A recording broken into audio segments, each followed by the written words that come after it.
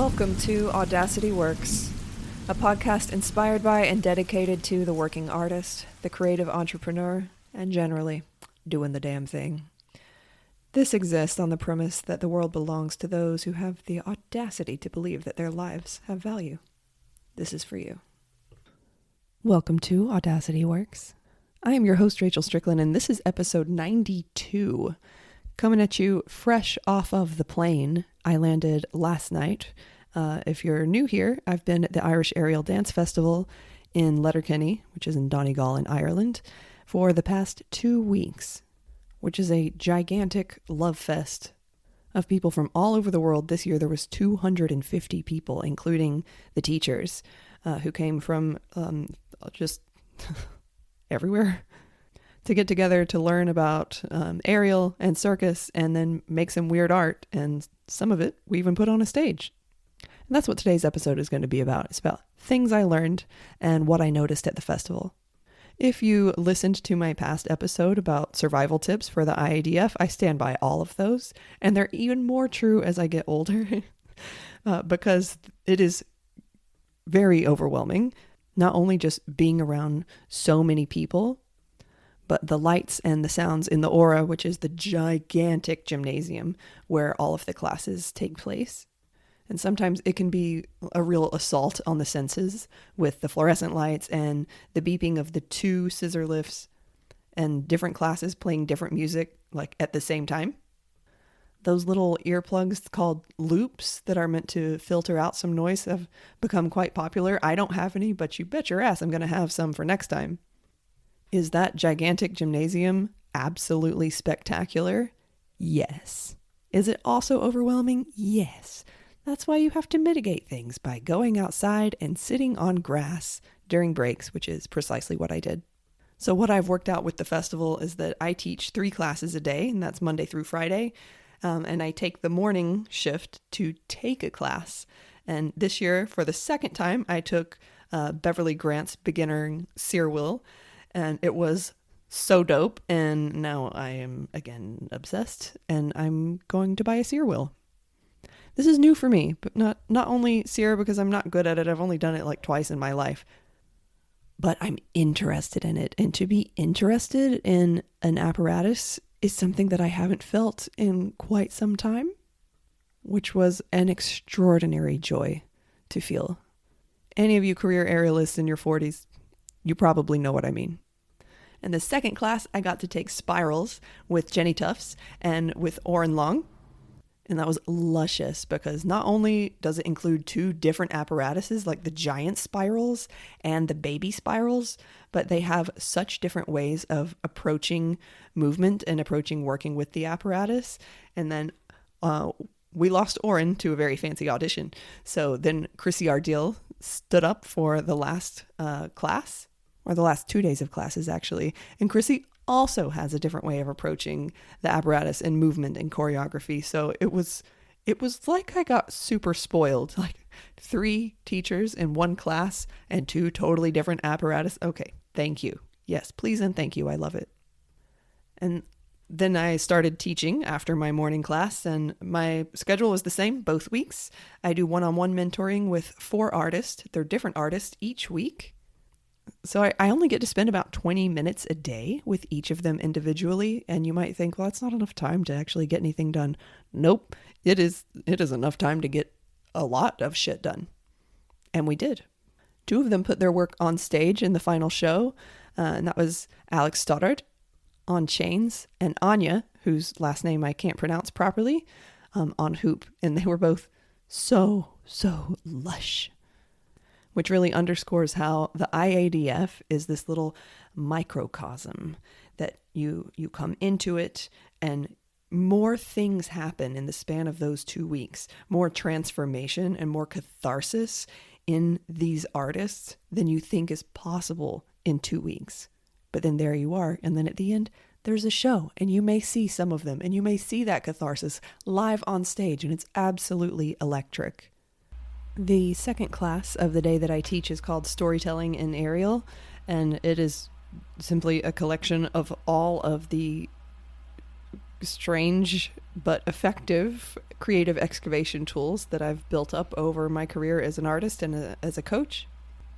I used to teach skills like tricks on hoop, which was my specialty, but I stopped doing that in 2019, I think was my last year to teach skills at the IADF or at all, because I just don't do it anymore, other than I can be convinced to teach someone spinning sometimes. That's still very fun. But, I did it for a decade, so I've moved towards this other direction. And someone commented to me, one of my students was like, you're really good at this. And I was like, well, it was very kind. It is a really strange thing to be good at, and it is only valuable to a very specific group of people at a specific time in their lives and in their development.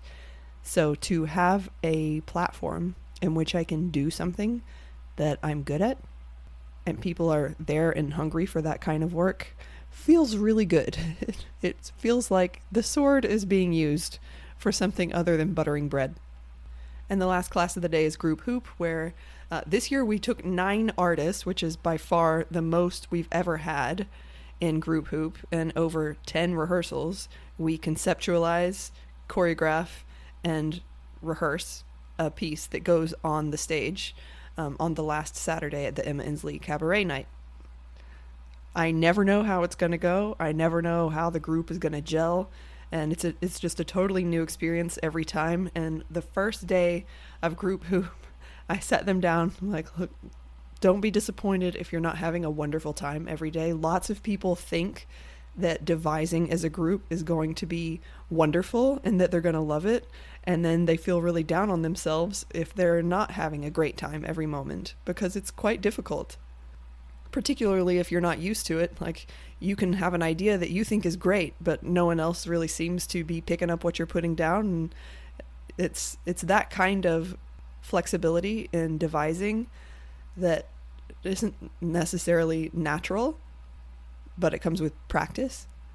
So the objective can't be to get the answers correct, because then you're gonna hate the experience. The objective needs to be creating something as an organism. Ironically, that is what our piece ended up being about, and even named was organism. I'm gonna pop it up on Instagram today. What's today? Yes, Wednesday. I'm recording this on Tuesday just before, because I just got home. But very excited to share that. Gonna pop it up. I love what we come up with, and got to work with some badass bitches, frankly. And at the end of the day, I always have these grand plans, like I'm gonna pop from room to room and socialize with people and get to talk to people that I never get to talk to. No, I'm not. The only thing that I have any energy for is to feed myself, which I still needed help with. Thank you, Kat Doherty, for being my festival wife. And we just fed each other the whole time. Like, have a festival wife. And I'm not sure if that is just age or if it is the nature of the things that I teach.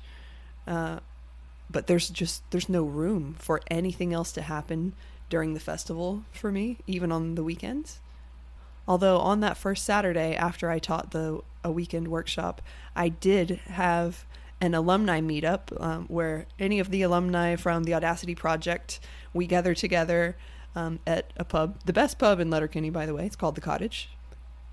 And so many of these humans I've had just really intimate interactions with online, and many of them I've never met before. So just to see them all in one place, gathered together, just like talking, it's, again, really overwhelming in a wonderful way. And yeah, I did get weepy. That's not unusual.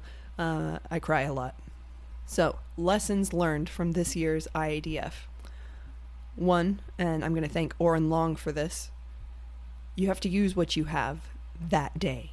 And you may have high hopes of waking up fresh as a daisy and like you've never bruised your hip bone before in your life, and you're going to go and you're going to ace everything and have success in every piece of choreography and every skill that you try.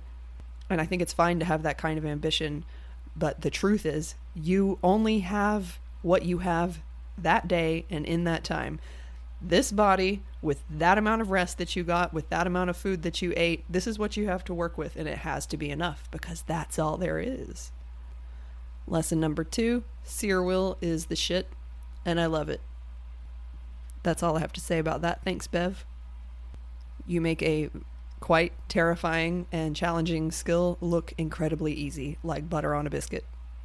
Lesson number 3, which is not a new lesson, but bear with me. You have to be okay with sucking. I'm going to say that again. You have to be okay with sucking. If you're not willing to suck, you're never going to be great. There was one day in Spiral where I had no success at anything that was attempted. And in the end, I was like, oh man, this is kind of hard to stomach. Like, who even am I? Am I even an aerialist? Have I ever left the ground before? And I just sort of observed that feeling and carried on with my day. And the next day, I had great success. And I think that it's important to acknowledge that neither of these extremes should be allowed to overpower your experience. Like, enjoy the high on days that you have success and accept the lows with humility and know that greatness courts failure. But you're not defined by either of those things.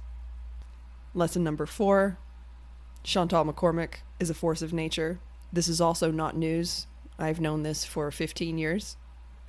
That's the boss of the festival, and she's the reason that we gather in Donegal, which is where she is from, born and raised.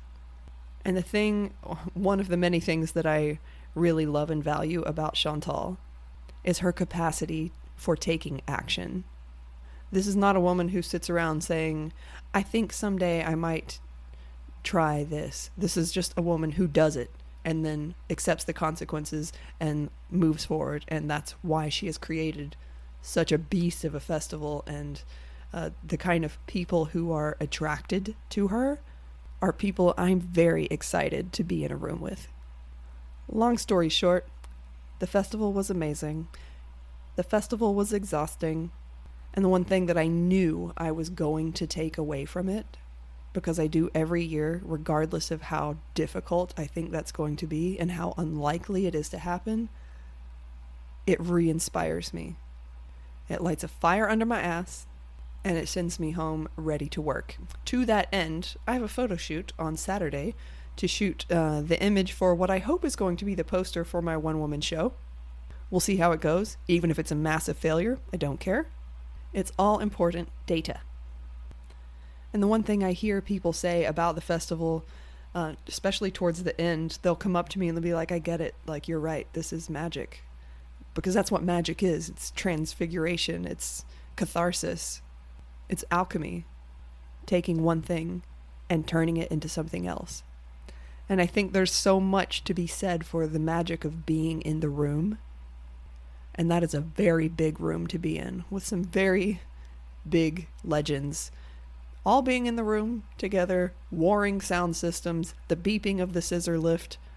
Oh, look, there's another pioneer of our industry just walking by. The magic of the room is for real. And to that end, I wanted to tell you about a couple opportunities that you have for being in the room.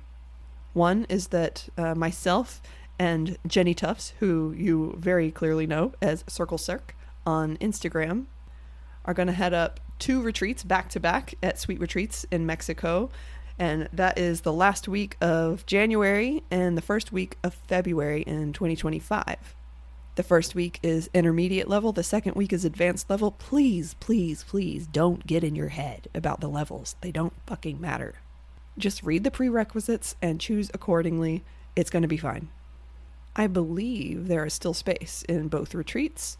We did announce it super early this year, but if it's a room you want to be in, check the link in the show notes and get yourself into the room. Another opportunity for being in the room is Boss Up 2024. This is a 2-day live event for health and fitness professionals who want to level up their online business, and it's hosted by Jill Coleman and Dr. Shantae Cofield, both of whom I have huge internet girl crushes on. I love the way they approach running a business. I love the way they approach life. and I am super stoked to have been asked to speak at this event. So I'm definitely going to be in the room, and I am honored to be there. And if that made your ears perk up, check the show notes. I'll put a link to read all the things, all the information, so that you can make your choice.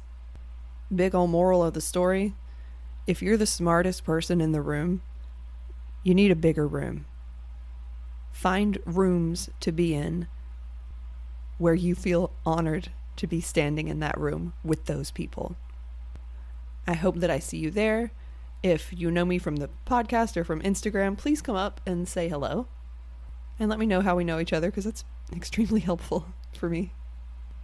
I only have one more thing to tell y'all, which is a confession that I don't want to confess, but I'm going to. Back in June, when everything turned into chaos and I had to do a last-minute rescue mission, I started vaping again. And I didn't realize how many people at the IADF actually listen to my podcast, because they would see me and they'd be like, "Hey, I thought you quit." I'm like, yes, I did, and very successfully for 6 months. So we're home again, the chaos is past, and it's time to get back on that horse. So I'm gonna. And I'll keep you posted about it. I want to show up honestly here, because when people are addicted to a substance, they often think, well, this should be easy. I should just be able to not do it ever again and never think about it. And, you know, it doesn't always work out that way. Sometimes it's like knocking over a vending machine. You got to rock it back and forth a few times. And in a quote attributed to Mark Twain, "There's nothing easier than quitting smoking. I've done it dozens of times." So that is the truth of the matter.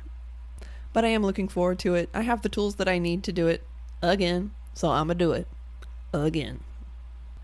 That's it from me today, my friends. A little bit of a shorter episode today, but I am still jet lagged as hell.